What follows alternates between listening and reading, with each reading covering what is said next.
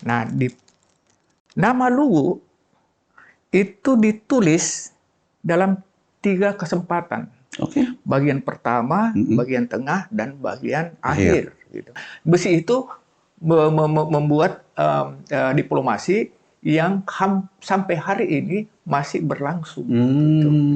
Yang saya ingin katakan sebetulnya adalah jangan pernah merasa dan proklamirkan diri Anda kaya kalau tidak memiliki jiwa filantropik.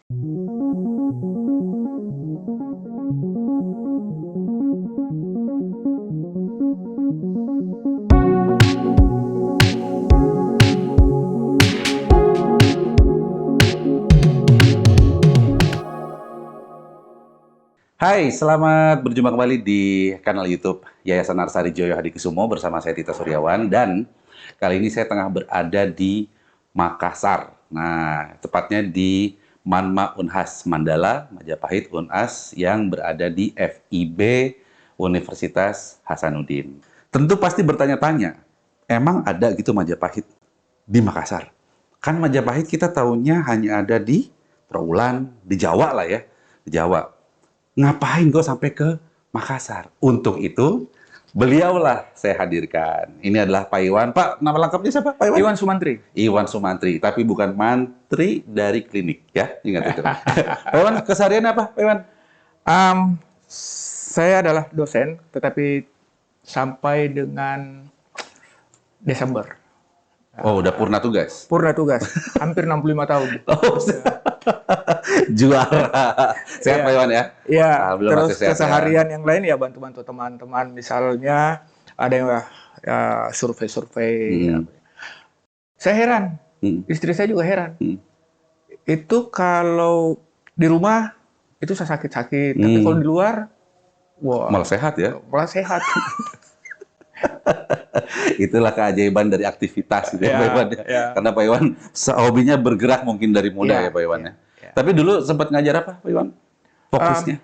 Fokus saya ada di beberapa mata kuliah sih. Fokusnya teori arkeologi, metode arkeologi, dan di dalam metode arkeologi saya lebih khusus pada pola pemukiman. Pola pemukiman. Oke. Nah, gini Pak Iwan, kan kita bicara kalau di Manma ini kan tentu hal-hal yang kita sampaikan ataupun kita informasikan Majapahit. Tadi di pembuka udah saya sampaikan juga ya, bahwa kenapa kok sampai ada Manma di Unhas, Universitas Hasanuddin di Makassar, di Sulawesi kalau kita bicara secara lebih besar lagi. Emang ada gitu di sini Majapahit, Pak Iwan? Ada lah. Di mana? Ada. Luwu itu terkonektif, sangat terkoneksi dengan Luwu di periode-periode awal. Ya, yang pertama saya harus ucapkan adalah terima kasih kepada IAD yang telah memberikan fasilitas ini, fasilitas gedung kita, ruangan kita yang oke punya deh. Nah, petinggi kampus kami itu sukanya datang ke sini, ya, suka sekali. Itu berkat dia IAD. Nah, IAD adalah, menurut paham saya, adalah salah satu bentuk dari filantropiknya Pak Hasim. Gitu. Nah, itu bagus sekali buat saya. Terkait pertanyaan yang tadi bahwa apakah ada pengaruh atau apapun Majapahit di Sulawesi Selatan, jelas sekali. Tadi saya bilang ada, itu ada. Adanya itu misalnya ditandai dengan genealogis Luwu, dan salah satu raja Luwu bernama Anak Kaji. Emaknya, ibunya itu adalah Wetapacina yang diberikan hadiah dari Majapahit. Oh, apa tadi sebutan? Anak Kaji? Anak Kaji. Anak Aji. Anak Kaji. Anak Kaji. Iya. Oke. Anak Kaji. Itu salah satu pertanda, salah satu pintu masuk untuk mengupas atau untuk melihat pengaruh atau hubungan antara Majapahit dan Luwu. Satu. Terus yang kedua, kan yang tadi keluar. Yeah. Kita sekarang ke dalam lagi, dalamnya. gitu. Ke dalam lagi, ke Majapahit lagi. Ada kitab yang kemudian dipelajari oleh banyak orang. Salah satunya kitab itu bernama Negara Kertagama. Yeah. Dalam Negara Kertagama itu terdiri sekian ratus, sekian ribu pupuh. Gitu. Nah, nama Luwu itu ditulis dalam 3 kesempatan. Bagian pertama, bagian tengah, dan bagian akhir. Gitu. Di pupuh 14 ada Luwu disebut di dalamnya bersama dengan Bantayan, Selayar, Uda, dan Luwu itu sendiri. Yeah. Jadi ada 4 wilayah itu ya? Ada 4 wilayah. Di pupuh-pupuh selanjutnya 4 wilayah ini bertambah. Itu juga akan menjelaskan bahwa Negara Kertagama ini kemudian menjelaskan bagaimana pertumbuhan negara-negara atau pusat-pusat kuasa atau pusat-pusat keramaian di Nusantara. Yeah. Jadi itu Negara Kertagama cakep sebetulnya memang untuk dipelajari. Gitu. Oke, nah kalau kita lihat dari geografisnya ya, secara geografis, Majapahit itu kan di Pulau Jawa ya. Ya. Kemudian Luwu di Sulawesi. Ya. Itu kan jauh ya, Pak. Ya. Nggak mungkin dong kalau sejauh itu nggak ada niatan khusus untuk kayak mungkin berdiplomasi atau membangun hubungan. Apa sih sebetulnya agendanya ketika itu menurut ininya? Salah satu yang yang menarik dari Sulawesi di mana Luwu bermula itu adalah ada proses geologis di situ, lengan Sulawesi Tenggara diapungkan dari Australia, lalu kemudian numplek di Pulau Sulawesi dan terjadi pengangkatan. Lalu pengangkatan itu mulai berlangsungnya 25 juta tahun lalu. Pengangkatan kemudian ada proses pencucian, hujan, matahari, dan seterusnya. Akibatnya adalah logam berat yang semulanya ada di bawah, dia kemudian naik ke atas. Salah satu dari logam berat itu adalah ferronikel. Nah, ferronikel ini oleh Luwu, kemudian diolah orang-orang Luwu, sebelum Luwu ada, diolah orang-orang di Sulawesi, perbatasan Sulawesi Tengah, Sulawesi yang Luwu, sekarang Luwu Utara, Luwu Timur sekarang, itu kemudian mengolahnya menjadi senjata. Di awalnya senjatanya itu dalam paham arkeologi dia hanya artefak. Dia hanya artefak yang kemudian lambat laun menjadi sosiofak dan ideofak. Nah, dalam konteks ini Luwu membutuhkan Majapahit membutuhkan Luwu karena Majapahit pada saat itu sedang memperluas wilayah kekuasaannya yang membutuhkan senjata. Dia membutuhkan senjata dan yang paling mudah ditempa adalah ferronikel. Kenapa? Pengetahuan penempaan besi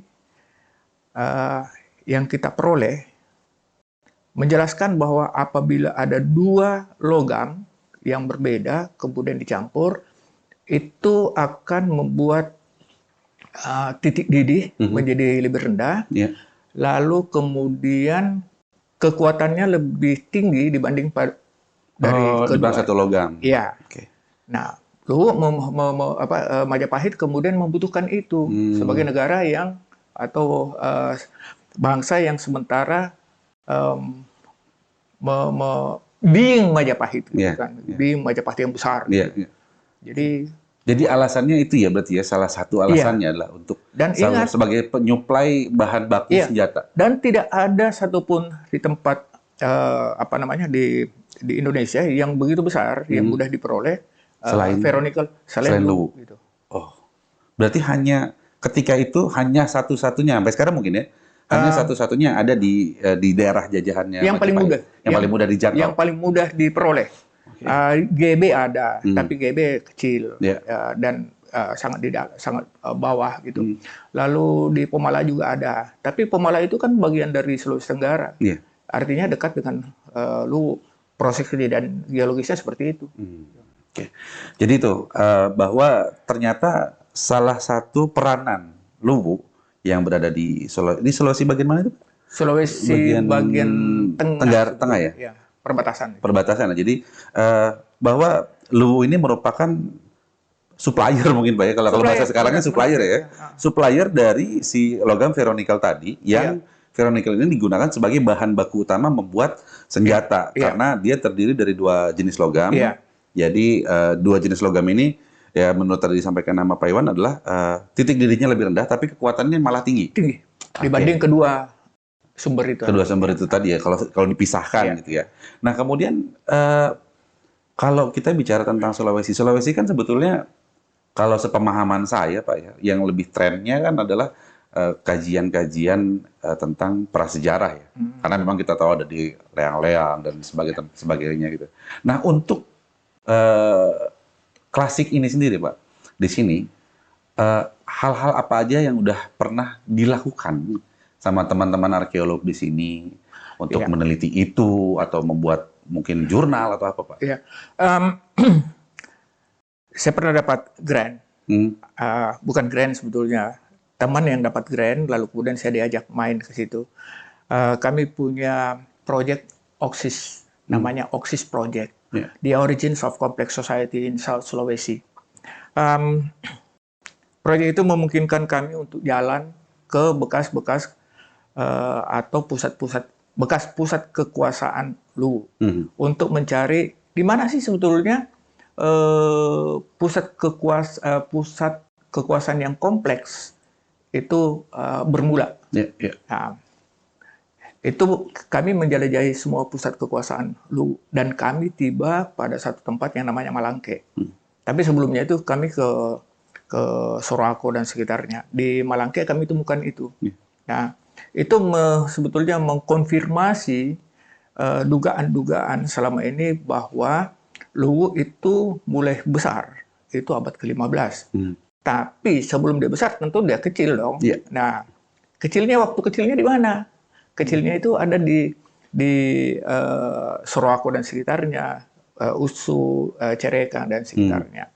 Nah, lalu kemudian kami melanjutkan pertanyaan itu, apa komoditasnya? Gitu. Apa yang mereka perdagangkan, apa yang mereka cari, apa dan seterusnya. Nah, ternyata di Sorowako misalnya kita temukan bekas-bekas berdasarkan cerita-cerita masyarakat itu kami temukan ada 11 penempaan besi di Sorowako dan terkait dengan Majapahit kemudian di abad ke-15 dalam perjalanan kami itu kemudian kita peroleh ada banyak fakta-fakta empirik.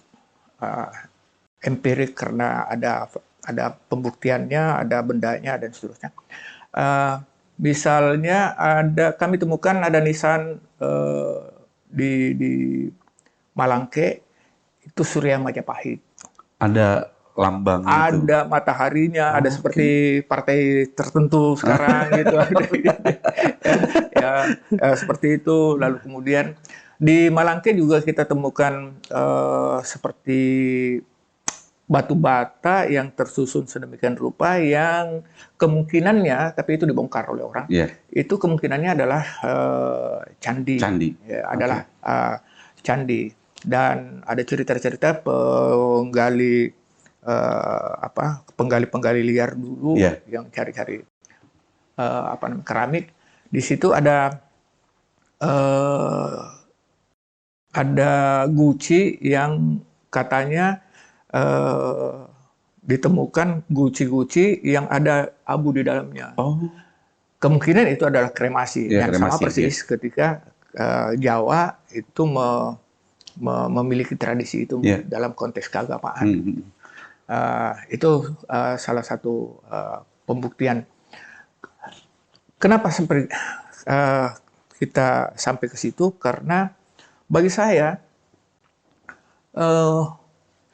Majapahit itu IAD sudah memberikan yang terbaik. IAD kemudian bisa mengembangkan sebuah konsep bernegara yang sangat mapan. Nah, dari situ kemudian kan pertanyaannya adalah kalau kamu merasa besar, harus harus diakui oleh orang gitu. Iya, iya. Kalau Majapahit besar, ada nggak pertanyaannya? Ada Betul. nggak pengakuan Bukti di sana Ada ya? bukti nggak Iya, di Luwunya luar? sendiri ya? Iya. Ada nggak gitu? Ada nggak? Tapi dari itu ada? Ada. Di Malangke ada. Kita mulai dari misalnya dari genealogi raja-raja raja-raja Luwu. Ada anak Kaji. Iya. Lalu kemudian siapa anak Kaji? Anak Kaji adalah anak dari ibu yang bernama Matengempong atau anak Mata Pecina gitu ya. Iya. Nah, konon itu dari cerita-cerita kalangan istana itu adalah jadi ibunya anak Kaji adalah anak dari salah seorang putri, dia adalah salah seorang putri dari Majapahit yang diberikan gitu. Oh, okay. Nah, lalu kemudian kita lihat ada di Majapahit, di Luwu sendiri, di Malangke sebagai pusat kekuasaan pertama Luwu, ada Surya Majapahit. Lalu kemudian ada bekas bata-bata itu tadi ya. Batu bata itu. Makassar, Sulawesi Selatan itu tidak mengenal batu bata sebelum 1545 gitu. Sulawesi Selatan belum mengenali itu, tapi ini ada batu bata yang di Malangke yang usianya mungkin 200 tahun sebelum batu bata itu. Batu bata itu dipakai di sini ya. Dan di batu bata, struktur batu bata itu yang kami duga sebagai candi itu kemudian ada guci-guci yang berisi kremasi, dan itu kan sangat Hindu atau Buddhis gitu kan. Nah, lalu kemudian ada satu lagi tempat saya mengunjungi itu, misalnya salah satu daerah di perbatasan Sulawesi Tenggara dan Sulawesi Selatan, namanya Mancapai.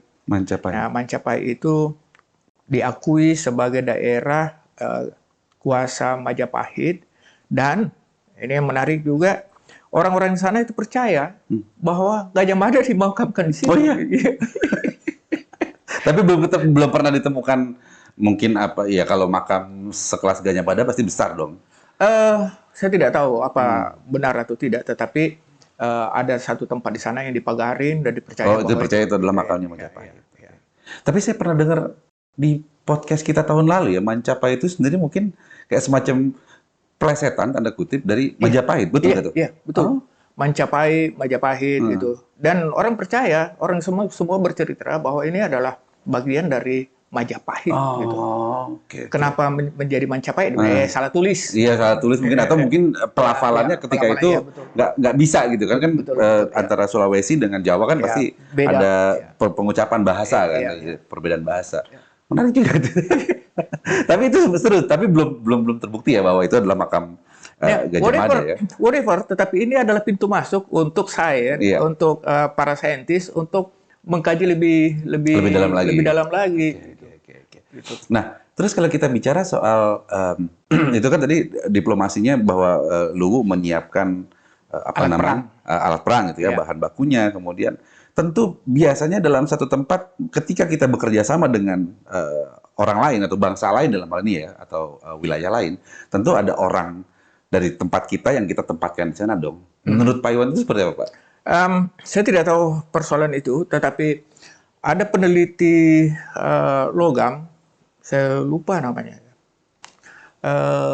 itu menulis tahun 1700 bahwa besi-besi yang dihasilkan dari Luwu itu memang besi yang bagus, walaupun buruk rupa. Jadi dia kasar atau segala macam, tapi dia sangat bagus. Gitu. Saya lupa namanya.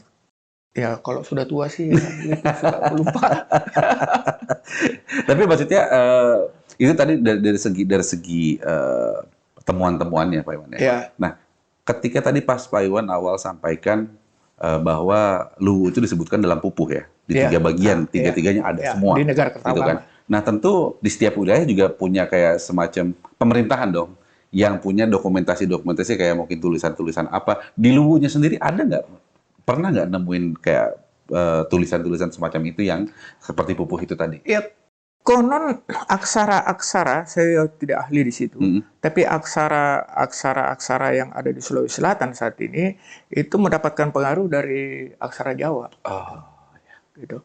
Dan kita tahu bahwa yang paling besar dan punya pengaruh yang mengindonesia itu adalah Majapahit. Gitu. Iya, betul.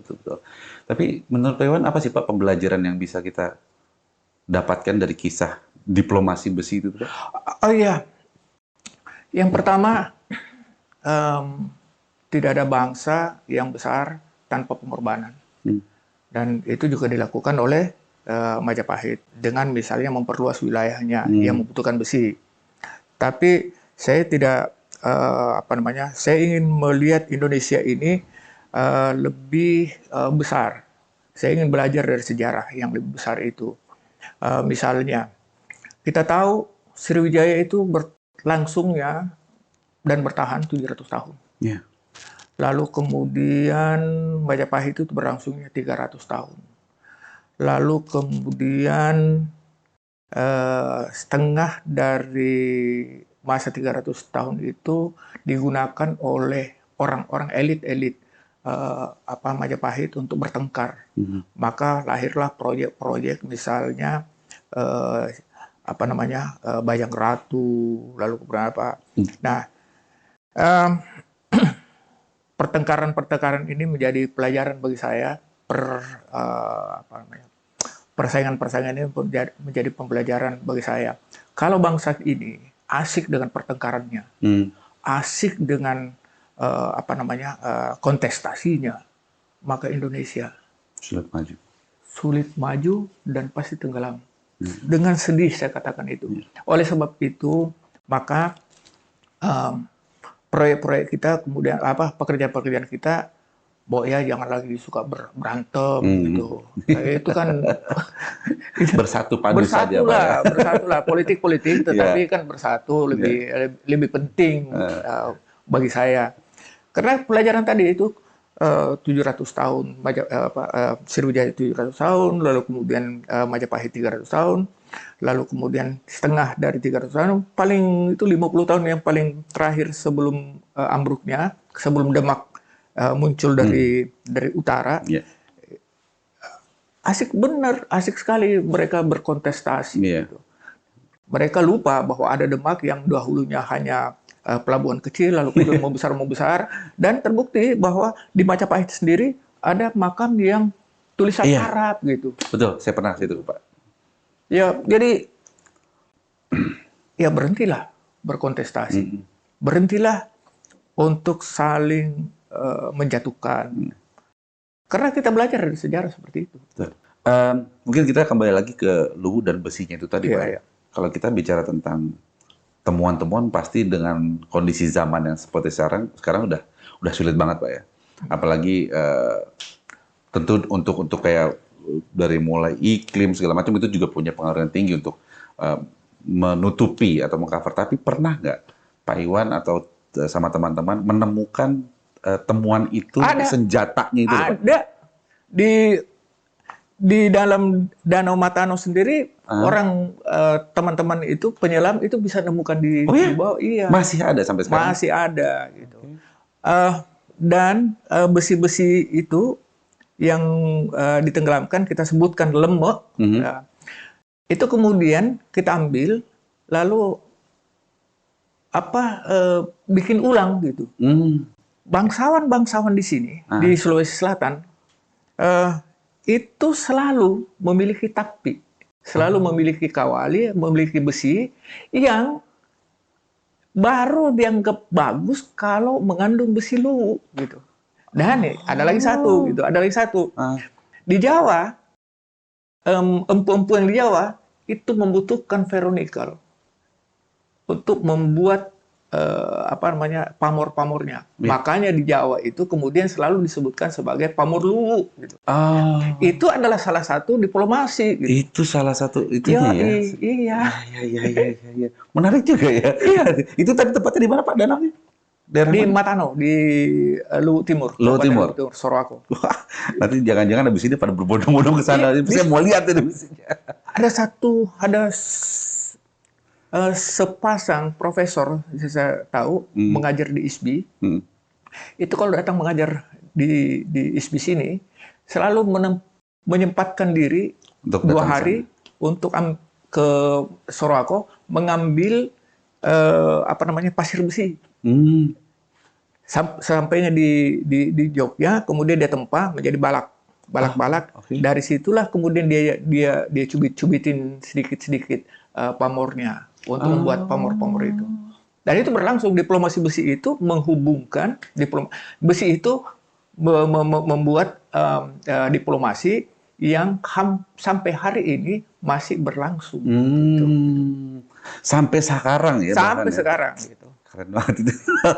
Itu keren banget. Jadi maksudnya ternyata memang sebegitu efektifnya ya. Maksudnya sebegitu efektifnya kalau kita bisa terapkan apa yang dulu pernah berjalan, dulu pernah terjadi. Kenapa nggak kita coba ulangi kembali kalau itu hal yang baik ya, Pak? Iya. Dalam konteks itulah saya ngomong ini gitu.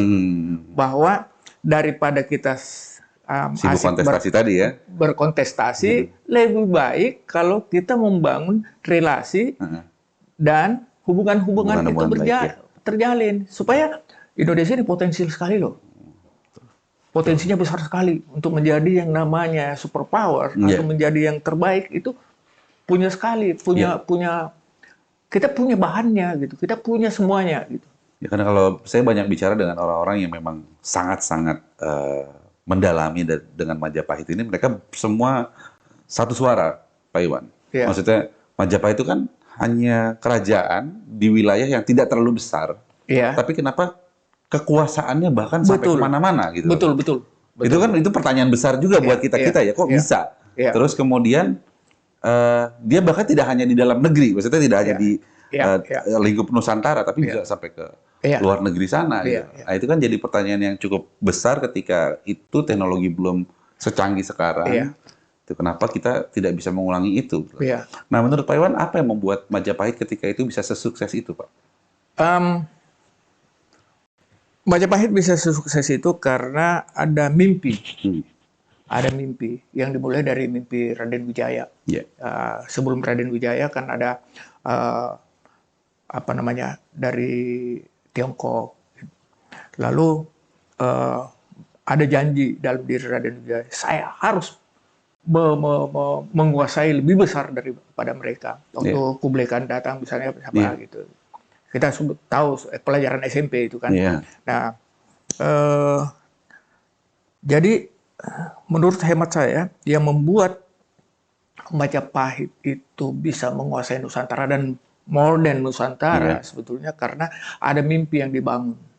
Ada mimpi yang dibangun, ada sumpah sumpah palapa. Saya berhenti makan ini kalau gitu. Kalau belum selesai ini. Nah, mimpi itu yang ingin ingin diwujudkan. Kalau negara kita, kalau Indonesia ini tidak punya mimpi-mimpi yang besar, agak sulit untuk membuat Majapahit yang baru. Ini menarik banget. Tapi saya juga sebetulnya masih banyak yang mau dipertanyakan, cuman juga mungkin keterbatasan waktu juga, Pak Iwan ya. Tapi gini Pak, sebagai orang yang memang sangat-sangat mendalami dunia arkeologi, dunia kebudayaan, terutama Majapahit dan segala macam, apa tantangan terbesar Pak untuk para arkeolog, kemudian orang-orang yang menggeluti ilmu ini, apa Pak sekarang? Tantangan terbesarnya adalah pada cinta. Ada banyak orang kaya di dunia yang mengembangkan sifat-sifat filantropik. Yang paling populer itu adalah misalnya pemain bola yang berasal dari Afrika, lalu kemudian ada Ronaldo, itu mengembangkan sebuah filantropik. Ada yayasan yang dibuat, lalu kemudian ada rumah sakit dibuat, lalu kemudian ada yang membuat sekolah dan seterusnya. Lalu kemudian kita tahu Bill Gates juga mengembangkan itu. Lalu kemudian beberapa puluh tahun yang lalu kita kenal Rockefeller dan seterusnya. Nah, di Indonesia itu dengarnya baru Hasim. Yang saya ingin katakan sebetulnya adalah jangan pernah merasa dan proklamirkan diri Anda kaya kalau tidak memiliki jiwa filantropik. Itu satu. Yang kedua, filantropik yang paling memberikan manfaat itu adalah filantropik yang bau-baunya adalah bau-bau kebudayaan. Karena hanya kebudayaan yang bisa bertahan gitu. Bisa bertahan, bisa berkembang dan seterusnya. Gitu. Jangan mengaku orang kaya. Kalau belum menjadi filantropi, percuma mobil kalian banyak. Benar. Itu betul. Jadi filantropik itu sebetulnya adalah gagasan-gagasan yang menjadi pemicu kebangsawanan. Gitu. Bangsawan adalah orang-orang yang memperhatikan kehidupan orang lain. Nah, filantropik ini adalah bagian dari bangsawan. Jadi kalau ada satu orang kaya kemudian membangsawarkan diri tanpa filantropik, tanpa jiwa-jiwa filantropik atau permainan-permainan filantropik, saya belum bisa menyebutkan sebagai orang kaya. Betul Pak. Mungkin itu resep sukses sebuah negara juga Pak ya. Iya. Ketika orang-orang kayanya mereka turun ke bawah untuk itu ya. Betul. Saya setuju itu. Bahwa kalau ada sekelompok orang kaya kemudian membangun bangsanya dengan jiwa-jiwa filantropis, maka bangsa itu bisa menjadi lebih besar. Jangan semuanya kita serahkan pada negara. Iya. Bagi apa-apa negara, netek negara lagi semua segala macam. Gitu. Yang pasti ini obrolan cukup panjang, tapi kalau misalnya kita mau melihat semacam mungkin entah itu jurnal, entah itu tulisan atau apa yang berhubungan dengan diplomasi besi yang jadi obrolan kita hari ini, bisa ada di mana? Mungkin Pak Iwan pernah publish? Ada 2 yang saya pernah publish di pertemuan dengan teman-teman Malaysia, Indonesia, Malaysia, Asia Tenggara gitu. Tapi saya lupa, padahal itu baru 4-5 tahun lalu ya. Gitu. Di 2 pertemuan, di 2 tahun pertemuan. Di situ saya membahas soal sejarah munculnya pembesian, bagaimana kemudian juga ada orang-orang yang begini. Kita tuh saya termasuk penggemar besi, penggemar. Coba ini bisa dilihat sambil ini kan Pak Iwan penggemar besi. Ya. Tentu bisa menilai dong ini apa Pak. Ya. Ini koleksi dari Manma juga ya. Manma Trowulan. Manma Unhas. Ya. Ini Pak, silakan Pak. Oke. Lanjut Pak. Iya. Kita di penggemar besi itu seringkali kalau pertemuan kita keluarin satu-satu peralatan itu kemudian dalam bahasa Bugis Makassar kita sebutkan sebagai parewa besi. Ya. Diangkat dikit boleh Pak? Ya. Tuh. Ya. Parewa besi. Parewa besi artinya besi-besi yang menjadi peralatan tubuh. Gitu. Gitu. Okay. Nah, ketika kita pamerkan seperti itu atau kita simpan, semua mata yang hadir pada situ tertuju pada besi luwu. Itu dulu yang dilihat. Karena misalnya ada paham di kalangan penggemar besi atau masyarakat kebanyakan bahwa yang dimaksud besi yang bagus kalau dia memiliki ulang-pulang. Ulang-pulang tuh? Ulang-pulang itu yang putih-putih seperti ini, gitu. Coba. Seperti ini. Gini. Kita angkat dikit. Ya, yang seperti ini, gitu. Kelihatan? Ya. Ini. Ya, ulang-pulang. Ulang-pulang. Oke. Nah, dan ulang-pulang itu lahir karena nikel tadi. Ya, ada ferronikelnya. Ferronikelnya itu ferronya adalah besinya. Nikelnya yang nikelnya putih-putihnya itu. Ya. Jadi ulang-pulang itu jadi kayak bentuk bintik-bintik gitu. Bintik-bintik putih seperti gitu ya? beras atau seperti urat seperti benang. Kayak benang gitu ya, kayak serat-serat gitu. Serat-serat betul. Okay. Jadi sekali lagi dalam Besi Luwu sudah memberikan citra kepada orang-orang orang-orang pemiliknya, memberikan citra kepada pemiliknya. Gitu. Jadi begitu kita keluarin, mantap nih. Mantap ini, barang bagus ini. Barang bagus ini. Gitu.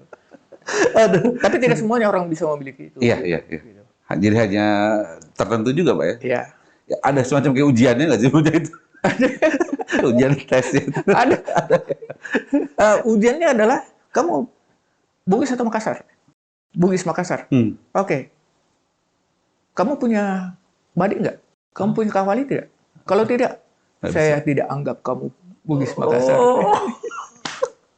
Sama Jawa. Jawa juga punya keris. Iya. Jadi ya, keris itu kan biasanya ditaruh di belakang, bla bla bla gitu kan. Dan ada orang-orang tertentu itu untuk memberikan citra tentang kejawaannya. Parewa besi di Sulawesi Selatan juga itu adalah untuk memberikan citra kepada pemiliknya. Jadi tidak perlu kita punya apa. Yang paling penting adalah memiliki besi. Memiliki besi. Karena ada satu paham di Bugis Makassar, dia akan disebut sebagai laki-laki Bugis Makassar apabila matapi, apabila menyelipkan besi di pinggangnya. Besi pinggangnya. Ya. Makanya kami itu kalau laki-laki itu pasti punya. Pak Iwan punya? Punya. Punya. Oh iya, seram. Tapi ini, kalau ini apa? Ujung tombak ya? Ujung tombak ini. Ujung tombak ya? Iya, tombak ini. Okay. Tombak yang bagus ini karena ada 6 segi. Ini tombak yang bagus. Nah, ini nih, Sahabat Narsari, ini tombak ada koleksinya di Manma Unhas yang juga dipinjamkan ya. Dipinjamkan oleh komunitas. Jadi salah satu komunitas yang ada di Makassar ini meminjamkan tombak-tombak ini. Ada 3 buah tombak. Kalau misalnya mau dilihat bisa datang ke Manma Unhas, adanya di gedung FIB Universitas Hasanuddin. Jadi semuanya sudah disampaikan tadi sama Pak Iwan bahwa seperti apa besi yang bentukannya si ferronickel itu ketika sudah menjadi sebuah senjata ya Pak ya. Jadi itu tadi itu ujung tombak salah satu contohnya. Jadi ada kayak serat-serat putih yang merupakan putih itu berasal dari nikelnya Pak ya. Nikelnya, iya. Nah, ferronya adalah si besinya itu tadi. Iya. Gitu. Oke, Pak Iwan. Terakhir Pak Iwan, apa yang menjadi harapan Pak Iwan ke depannya khususnya terhadap pelestarian budaya tentang Majapahit terutama? Silakan Pak Iwan. Ya, yang pertama adalah saya punya harapan besar kepada IAD untuk menggali lebih besar lagi atau lebih jauh lagi atau lebih luas lagi soal keterhubungan antara Majapahit dengan daerah di luarnya. Sebab untuk mengetahui atau untuk mencari tahu tentang kebesaran Majapahit harus didapat dari negara-negara yang ada di luar Majapahit. Gitu. Bahwa IAD ini kemudian sudah berhasil untuk mendapatkan intisari atau saripati dari Kemajapahitan yang nasional itu saya apresiasi dengan baik, tetapi harus punya gagasan untuk memperluas cakrawala itu, memperluas wilayah itu satu. Yang kedua, para sains, para akademisi juga harus terbuka untuk melihat kemungkinan-kemungkinan yang kemungkinan yang saya berikan, yang saya katakan tadi, membuka diri terhadap keterhubungan antara misalnya Majapahit dengan daerah-daerah yang lain. Lalu kemudian harapan saya yang lain lagi, misalnya politisi-politisi itu sebaiknya belajar dari Majapahit. Kalau kontestasi terus dibuat, saling perang terus dibuat, kita kapan hilang. majunya, Pak? Kapan majunya dan kita akan hilang. Dan ya cukup seperti itu. Siap, Pak Iwan. Terima kasih banyak atas Ya. waktunya, Pak Iwan. Dan yang pasti, sahabat Arsari, itu tadi obrolan kita sama Pak Iwan tentang diplomasi besi. Jadi banyak sekali yang bisa kita pelajarin. Nggak hanya sekedar bahwa Majapahit memasok besi ferronikel dari Luwu, tapi juga pelajaran-pelajaran lainnya ya tentang itu tadi, untuk mengembangkan sebuah negara, untuk mempertahankan persatuan dan kesatuan. Dan tentunya juga terima kasih untuk seluruh pendukung acara ini. Ada Bang Andi Odang, saya biasa memanggil bosku, kemudian sang istri yang sedang menantikan kelahiran anak ketiga ya. Anak ketiga. Wih, Mudah-mudahan perempuan. mantap. Jagoan lagi nih Ya, nyanyian. ya. Juga terima kasih untuk ini yang menyediakan kopi. Ya, kalau gitu terima kasih banyak. Kopinya dari mana ini? Tidak ada namanya, sponsornya. Hah? CAC. CAC. Oke, jadi itu ya. Terima kasih teman-teman CAC. Dan kita undur pamit. Pak Iwan juga semoga semakin sukses dan semua-muanya. Ya. Ya Pak ya. Terima kasih banyak. Kita lanjut ngopi dulu. Kalau gitu jangan lupa di like dan subscribe video-video di kanal YouTube Yayasan Arsari Joyo Hadikusumo. Salam lestari. Udah boleh ya gini ya. Salam lestari. Salam lestari. Makasih Pak Iwan.